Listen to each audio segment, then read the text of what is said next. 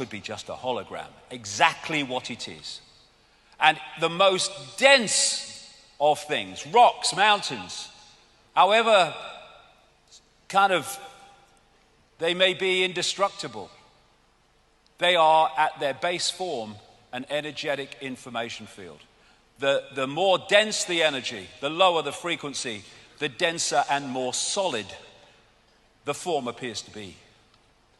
And Nikola Tesla, the genius from which so much came, one of the great scientific geniuses of modern times, who in effect gave us the electrical system. He gave us radar because it was stolen from him.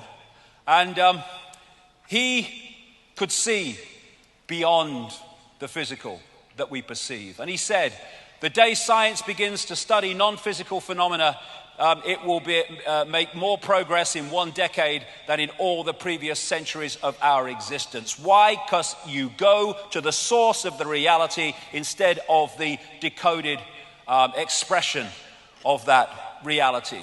You go to the source, not the expression of the source. So we live in this cosmic internet. On one level, it operates on an electromagnetic level. Of course, the brain is working electrically as it interacts with it. And the reason that animals can be so sensitive to things that humans can't be, because they read the newspapers and watch Simon Cowell, but is because they have not gone through this system of programming. So they are naturally sensitive to these information fields and can pick up changes in it, which is why animals can feel earthquakes coming before they come. So what is the internet? People say, well, it's like pictures and text and colors on a screen. Well, yes, it is, but only on the screen. Everywhere else, it's electronic circuits and all that gadgetry. What is television? Well, it's pictures on a screen. Yes, it is, but only on the screen. Everywhere else, television, in the analog sense, is frequency fields, or the electrical kit that they do now with digital. And our body mind, the body mind as I call it, is like a computer system which allows us to experience this reality. And that is just like sitting in an office. The person at the desk that can see the big picture is consciousness beyond the program, consciousness beyond mind, consciousness beyond the reality that we perceive, and that is experiencing the reality we perceive. If you cut that from that and isolate that in and of itself, which is what the program's designed to do, you detach people from their true self and their true perception of self. That's the thinker, the brain, the thinker, working it out. That's the knower. And if you detach the thinker from the knower, then the thinker is left helpless to have its thinking programmed by that which has been responsible for the disconnection of the isolation. So, if you program that level of self that's directly experiencing this reality, body-mind, with all this programming, you disconnect it from this, and that's how infinite consciousness can become an idiot. The brain is not who we are. It is a processor of information and a communicator of information. As this man rightly said, looking for consciousness in the brain is like looking inside a radio for the announcer.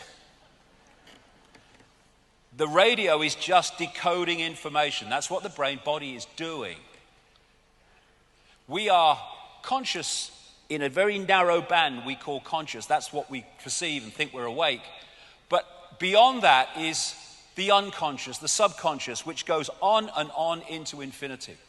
And the idea is to isolate the conscious from the greater self. So what we are in this reality is simply a point of attention which the body focuses into a tiny range of frequencies we call the world. I'll get into that in a second. A point of attention. But if we get caught in the program, that point of attention is so focused on here that we lose connection with the greater self and all the other insight, knowledge, awareness that is open to us when we connect with it. Not some guy in a spaceship, our greater self, our greater consciousness. Consciousness is, what I call consciousness, is like the ocean. Whereas mind is the same substance, but it is far more limited. Like ice is the same substance as water, but it's in a completely different and more limited state. And if we get caught in that and disconnected from that, big trouble. And you know, when you look at the oceans, they say it's the South China Sea, they say it's the South Atlantic, the Indian Ocean, the North Atlantic. Same bloody water. Same water. But what we do is we give our water, our infinite self, names, like Ethel Jones and Arthur Smith. And we give them identities without realizing that we are just points of attention within one infinite, eternal consciousness. We are like the white waves in an ocean. They look different to the rest of the ocean, but they're just a different expression of the ocean. This is a fantastic picture. This sums up humanity. We are expressing our point of attention as a uniqueness, which is wonderful. A unique personality, a unique person, a unique perspective, a unique point of attention. But at that time, we are connected to all the other points of attention in infinite awareness, which in the end are all us and we are all them. And so, when we go to war, we go to conflict, we are fighting ourselves. You hit yourself around the head with a baseball bat, they put you away. But we're doing that all the time because we've got caught in the illusion of the fact that we have space, empty space between us, and we're all individual to the point where we're not connected. The ocean is the droplet is the ocean. Drop the droplet in the ocean. Where does the droplet end and the ocean start? The idea of the conspiracy is to keep that droplet disconnected from the ocean. And when they do that, we have the world that we live in. Great line, Leonard Cohen. If you don't become the ocean, you'll be seasick all your life. And so many people feel this ache, this sense of disconnection, this sense of longing that they can't put words to, because one part of them, one level of them knows that we're all one. Everything is all one. Leonardo da Vinci learned how to see, realize that everything connects to everything else. It's an ocean. We are a point of attention, but we are the ocean. My God, that's what we are. We're the freaking ocean of infinite consciousness. What a job they've done to persuade us we're Ethel from the store. Near-death experiences have experienced this. So often, the common themes of what they say is incredible. How they leave the body and suddenly past, present, and future are all happening at the same time, in the same moment. How they have multiple levels of awareness at the same time. In the body, they had one level of awareness, because the body focuses us in these frequencies, locks us in like a computer. From one of my books, The Fear of Death Comes from the Ignorance of Life. There is no death. There's just a removal from the vehicle into consciousness, in awareness of itself again. But you get people frightened of death, and they'll give their power away to doctors and chemo freaking therapy and all of it, because they want to stay alive, because they fear death. There is no death. There's just a change of point of attention. That's all it is. Point of attention, point of attention. I'm terrified. If people say to me, don't you frighten, they'll kill you. Well, so they kill me, all right? I'll leave the body, and I go, oh God, I'm terrified. Oh my goodness, it's such a nightmare, becoming all that is, has been, and never can be, in full awareness of itself.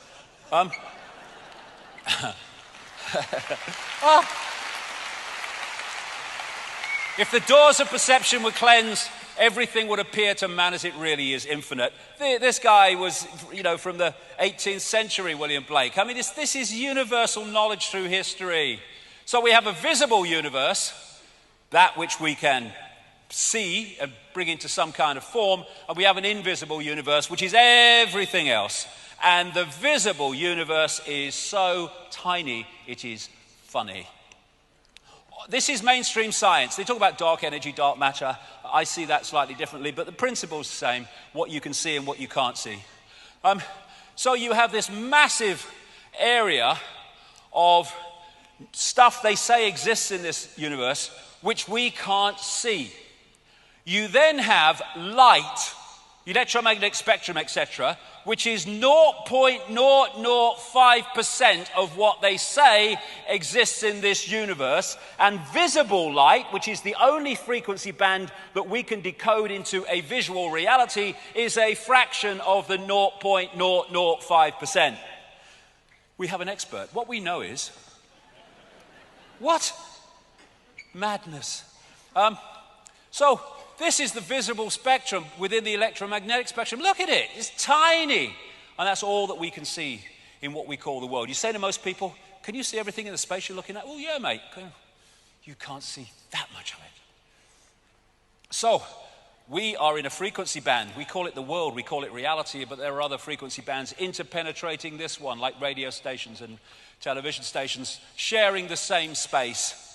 And what you perceive is what you can decode, what you are decoding. And so through the body we perceive in a visual sense what the body can decode, which is this little band of frequencies.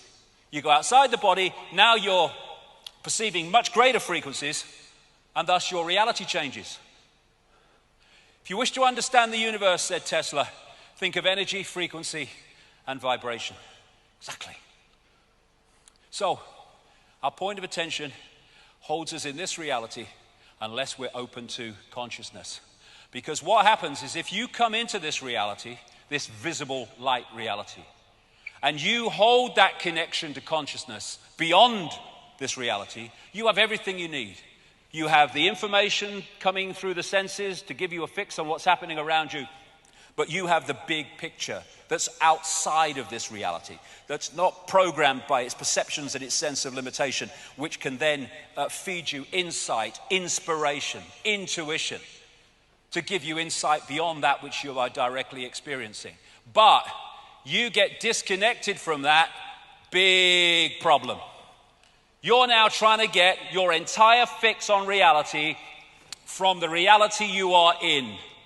And if a network controls that reality and that information that's coming at you, they are going to program your sense of reality for life.